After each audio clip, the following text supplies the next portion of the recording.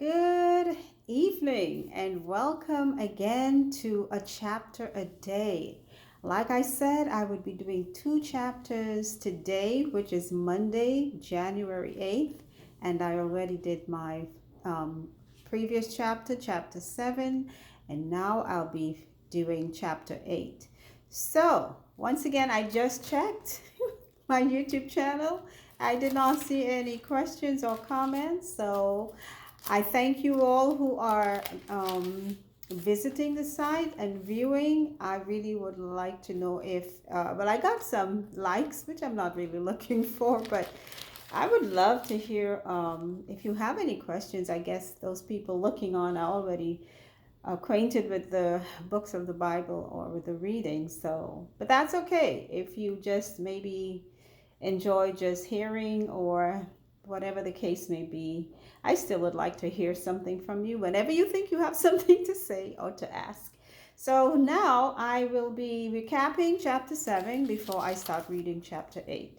So in chapter 7, we read about Noah entering the ark and all of the beasts with him. He took 7, even though it stated he will be taking 2 of each in chapter 6. He actually took 7 beasts, male and female, and I think there are certain reasons given why 7. I believe they said 6 were to use for were supposed to procreate, and the 7th one was to use for food. That's the explanation that I got, and I think it sounds fair enough. It's not stated, but it's not explicit, but I guess it's implied. If you know what clean beasts are those that you are allowed to eat according to God, the Maker. And the unclean beasts are the ones that we are not allowed to eat. So he took them in along with his family. He had 3 sons, 3 daughter-in-laws, and his wife. That made up 8, including himself. And they all were shut in by God himself. The flood lasted 40 days upon the earth. Now, I would say this. Some people doubt that the flood ever took place. I would say straight off, go climb the highest peak and see if you do not find seashells. Where did those come from? Some things that they're finding way up thousands of feet in the air. It's really and truly interesting. I am 100% a believer that it took place. And, well, the flood lasted actually 40 days and 40 nights, but the waters did not begin subsiding until maybe 150 days. So that was a huge flood. Okay, I remember rain. I live in Tennessee, and we had rain 5 days. And when it was finished, the news showed like small buildings floating down the street after 5 days. 40 days and 40 nights? Oh, yeah. Okay, so let's continue. And we are going into chapter 8 of Genesis.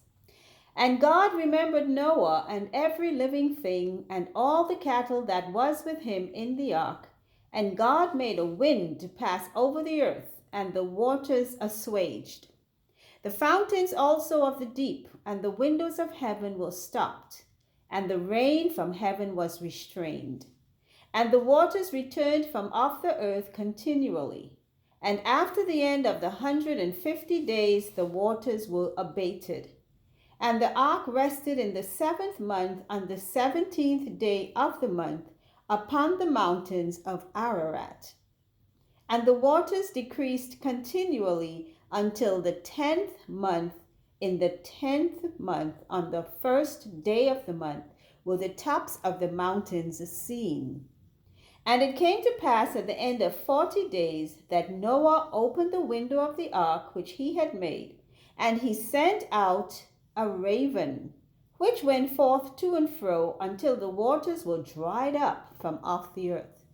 Also he sent forth a dove from him to see if the waters were abated from off the face of the ground. But the dove found no rest for the sole of her feet, and she returned unto him into the ark. For the waters were on the face of the whole earth. Then he put forth his hand and took her, and pulled her in unto him into the ark. And he stayed yet other 7 days. And again he sent forth the dove out of the ark. And the dove came in to him in the evening, and lo, in her mouth was an olive leaf, plucked off.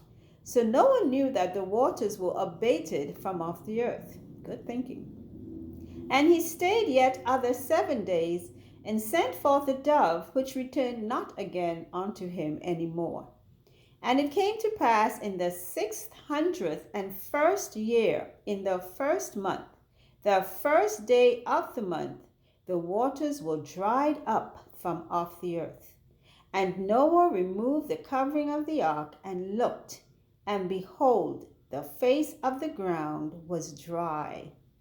And in the 2nd month, on the 27th day of the month, was the earth dried.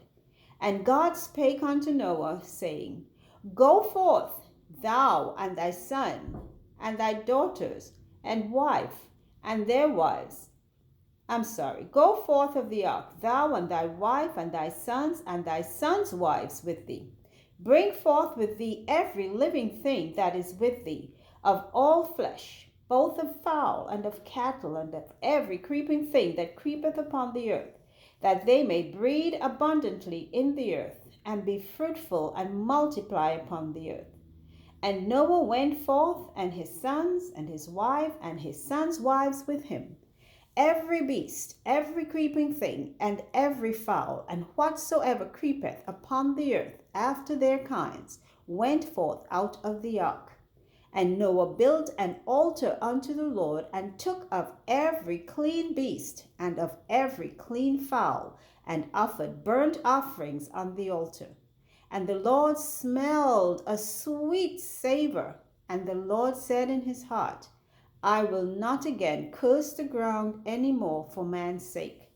For the imagination of man's heart is evil from his youth. Neither will I again smite any more everything living as I have done. While the earth remaineth, seed time and harvest, cold and heat, summer and winter, day and night shall not cease. And this is the end of chapter 8. Yay! I think I am now caught up. This is January the 8th. So starting tomorrow, I will be doing a chapter a day, like I said. I may consider going live, I'm not sure. But until then, thank you for listening. Any questions, feel free to let me hear them in your comments, and I will talk with you later.